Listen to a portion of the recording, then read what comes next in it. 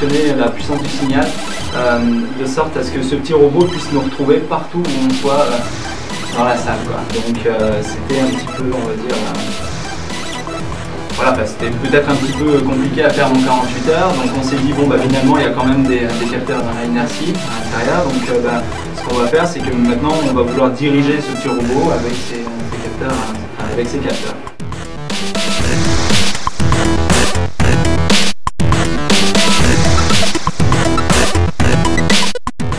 Le robot Madman Storm, c'est un robot de combat qui est destiné à détruire les robots ennemis. Alors il est équipé d'un canon de grande puissance ici, avec des munitions, et il est capable de tirer jusqu'à au moins 15 mètres.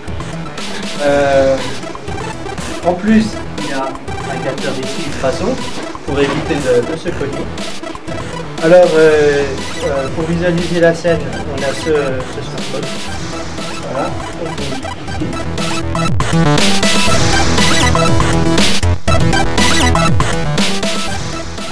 Ce projet s'appelle la boîte à histoire.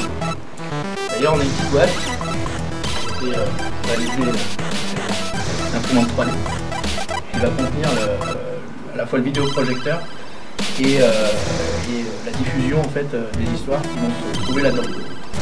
Sur le même principe que la boîte à idées, cette boîte à histoire nous aide à fabriquer des histoires pour les enfants. Donc c'est piloté avec une tablette, mais aussi avec des objets connectés qui peuvent être là aujourd'hui les Flippertoys, mais l'idée c'est de pouvoir augmenter des jouets du quotidien de l'enfant tout en positionnant une puce ou voilà, donc c'est Playmobil, c'est voiturettes, voilà, qui vont rentrer dans l'histoire.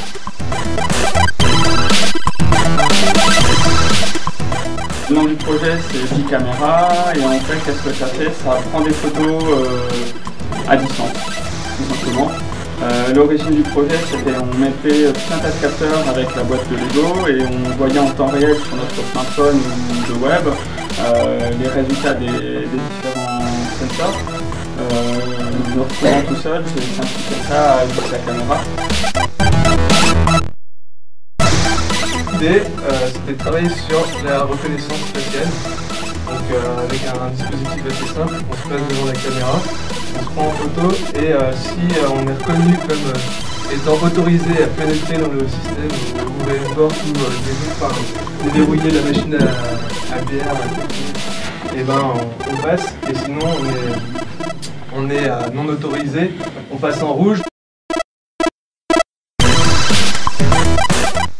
Maintenant on est reparti faire un autre truc, on s'est dit bon on va quand même essayer de faire un truc avec une Sidebox et on a essayé de reproduire un petit instrument qui s'appelle un Theremin ou Theremin, je sais pas exactement pour les connaisseurs, et qui est un instrument de musique électronique qui module le son en fonction de la position de la main.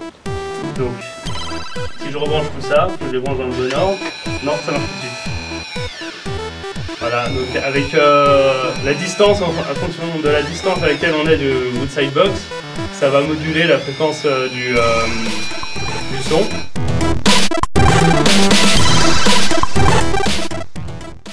Donc l'idée c'était d'avoir des objets qui permettaient d'avoir une vue sur la playlist en cours et qui soient manipulables, enfin qui soient tangibles, c'est-à-dire qu'on puisse manipuler la playlist à travers des objets. Donc nous on a choisi des cubes, donc l'idée c'est que chaque personne dans la soirée a un cube, qu'il met dans sa poche et tout ça, il va associer à chaque face du cube une chanson. Donc en gros il a 6 chansons. Et là il y a une surface qui est là, et donc il va poser un cube, son cube pour jouer la chanson. Et en fait, par exemple là j'ai un cube, je vais montrer cette face pour jouer la chanson qui est sur cette face. Et là ça joue, le cube se met en violet pour me dire qu'il est en train de jouer. Si je veux changer de chanson, je change de face. Voilà. Je peux encore changer de chanson.